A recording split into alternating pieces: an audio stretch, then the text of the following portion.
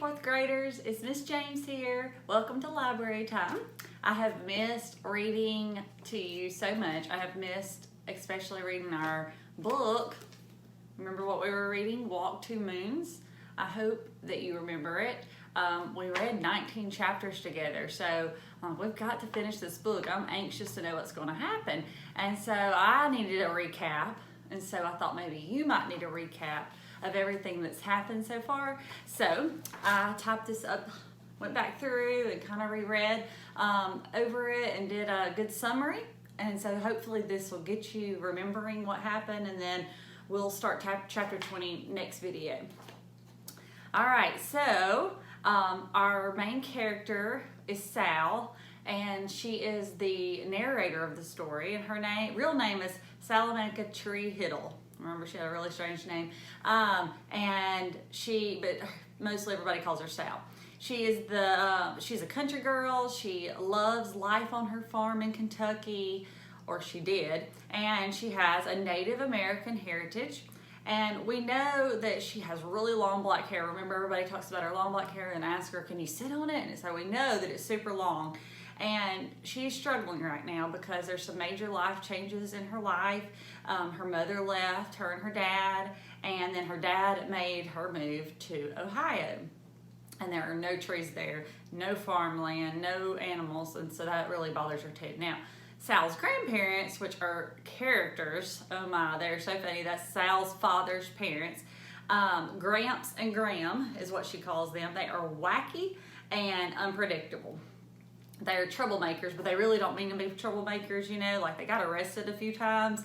But she was just thinking back at times that they had got arrested before, silly things that they did that they didn't think was wrong, you know. So, but they are taking Sal on a trip, and it's 6 days trapped in a car, as Sal says, and they're going to see where Sal's mom is, and they have to make a few stops. They cause some problems here and there, and especially remember when they all went swimming and that boy came up and said you're trespassing, all that, and remember what grabbed Graham on the leg? A snake, a water moccasin, and she pulls it up, and they take her to the hospital, and the boy that was trying to rob them ends up having to suck the blood, and it's a crazy story, but Graham ended up having to stay in the hospital overnight, and but they're okay, and they're back on the road headed for Idaho, and they call Sal Chickabiddy. Remember, they say lots of funny words, and they give Sal lots of adventure and love. Sal's father is a really good man, almost too perfect of a man, is what they say in the book, and he's taken her to Ohio to live because he's just got too much pain and grief on the farm in Kentucky. He's a really good father, but he's also really struggling with pain and grief, just like Sal is.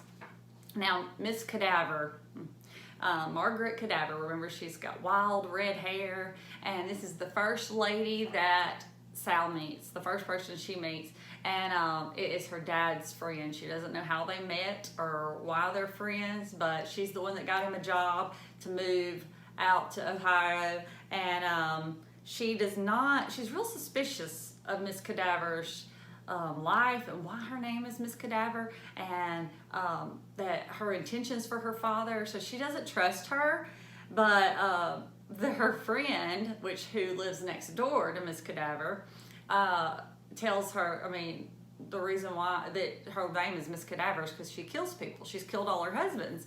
So they've got this little thing going on, and why her name is Miss Cadaver. And they do not trust her. But that friend that lives next door is Phoebe Winterbottom.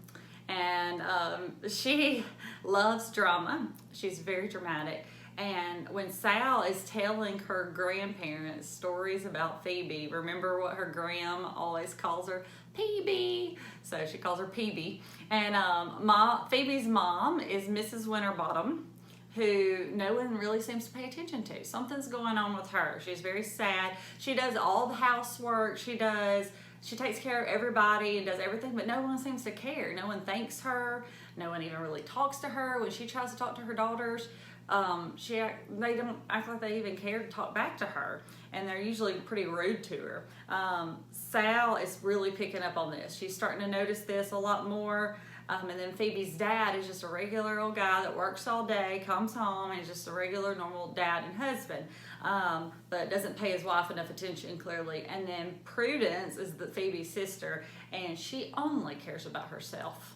That's it. And remember, she was having cheer tryouts, and she just, anyway, was being very dramatic about that a few chapters back. There's also a couple of weird things going on with the Winterbottom family. There's 3 different mysterious notes left at their home, and I'm going to talk about those at the end of this. Miss Winterbottom acts really weird about the notes, and she doesn't even want to tell her husband. And they've walked in on her, Miss Winterbottom, crying a couple of times. Now the girls don't notice it, but Sal starts noticing these things, and she's really picking up on it because it reminds her. And then Phoebe yells at her mom and doesn't want to do anything, and it reminds Sal of the last day she had with her mom. And her mom asked her to go for a walk and kept asking her, well, you want to go for a walk? Do you want to go for a walk? And Sal kept saying, no, no, no. And finally she snapped at her and was like, she did not want to go. And really ugly to her. And then the next day her mom was gone. So she's really regretting that and wishing that she would have took that walk with her mom. And that's the last thing she thinks her mom remembers of her. So that's very hard on her. There's also another strange thing. Do you remember the lunatic? That's what the girls call him, is the lunatic. It's some mysterious boy that keeps coming around asking and to speak to Mrs. Winterbottom, and he is really freaking the girls out. They are pretty scared right now, and Miss Winterbottom acts really scared about it too. And which Miss Winterbottom is scared of everything, has to lock windows and doors over and over and over again. Now, Sal has 2 other friends at school named Ben and Mary Lou, and they are cousins. Ben lives with Mary Lou and her family because his mom is sick. And the home is very rambunctious, unruly, with all the kids, and but Mary Lou's parents don't seem to care, and they don't mind it, but they're very loving people, and they're very kind to everyone, and Sal is a little envious of this chaotic household. She's wanting that for herself. Phoebe is not fond of Mary Lou, and Ben has a crush on Sal, remember? And we think maybe Sal might have a little crush on him too, because she likes the smell of grapefruit when he comes around, which I think is his hair. And remember the really awkward moments when he accidentally put his mouth like on her ear, like he just leaned in, and it was awkward and weird, and she was like, what happened? And then one time on her collarbone, and so we all laughed about that, and it was just weird and strange. So something definitely, there's a little bit of crush there. So that's all we know so far about that. But what we know about Sal's mom. So this is the intriguing, mysterious thing, because we don't know really everything about her. We know that she was full of joy, spontaneous, she loved life, she loved trees, she loved her Native American background, her heritage. She did not want to be called a Native American though. She thought that was wrong. She said, I'm an Indian, we should be called Indians. She really stressed that. That's brought up a lot throughout the first chapters. But all of a sudden she starts becoming really sad, puts herself down. She has very little self-confidence and thinks that she can't live up to her husband's family. And we just get little pieces of these stories. Eventually she leaves to go to Idaho to visit her cousin. And she sends postcards all along the way. But the train stops at big cities, and so she always sends a postcard to Sal. And that's the same trip that Sal and her grandparents are taking. They're taking this trip along the way that Sal's mother went. And one thing that we got here lately in the past few chapters was that we know she's not ever returning home.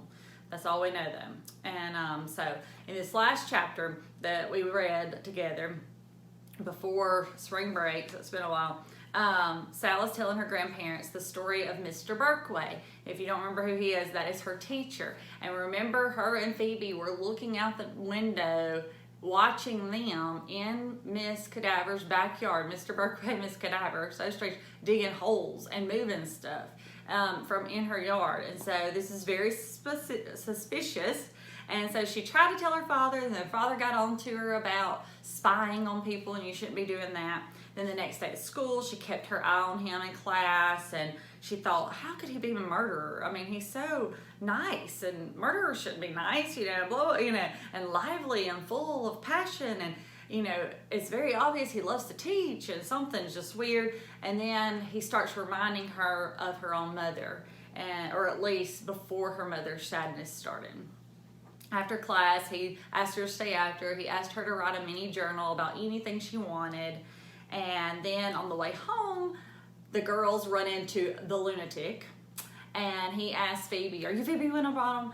And he reaches into his pocket. Phoebe freaks out, pushes him, starts screaming, grabs Sal, and they run all the way home and lock all the doors. And the mother's really upset too, but they never tell her dad or even call the police. But Phoebe did end up threatening that the next time she saw the lunatic, she would be calling the police. So anyway, that's how the last chapter ended. So that's kind of the recap of all the first 19 chapters. I hope now maybe some things will help when we finish the book.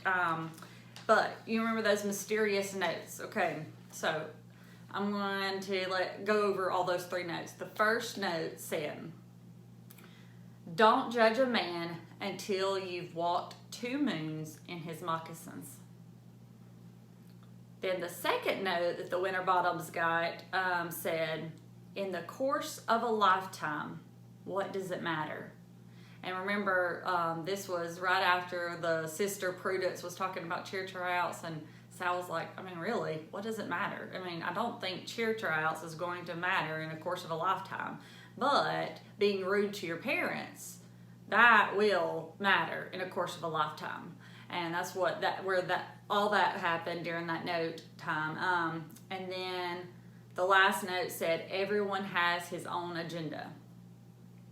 So those are the 3 notes that the Winterbottoms have received. We don't know who they're coming from, what they're about, nothing. But hopefully we're going to start reading chapter 20 in the next video, and we're going to find more about the notes, find out more about the lunatic, who he is, why he's lurking around, find out about Sal and her grandparents' adventure, and what's going on with Miss Cadaver and Mr. Berkway in the backyard. And then maybe we'll also find out what's really going on with Sal's mom. So I am looking forward to getting back started reading this with you. It's a great book, and I can't wait to find out what happens with you. I hope y'all are having a great time at home and getting along well. And please know that if you ever need anything, you can always call on me or shoot me an email. Me and Cooper both miss you very much. Bye.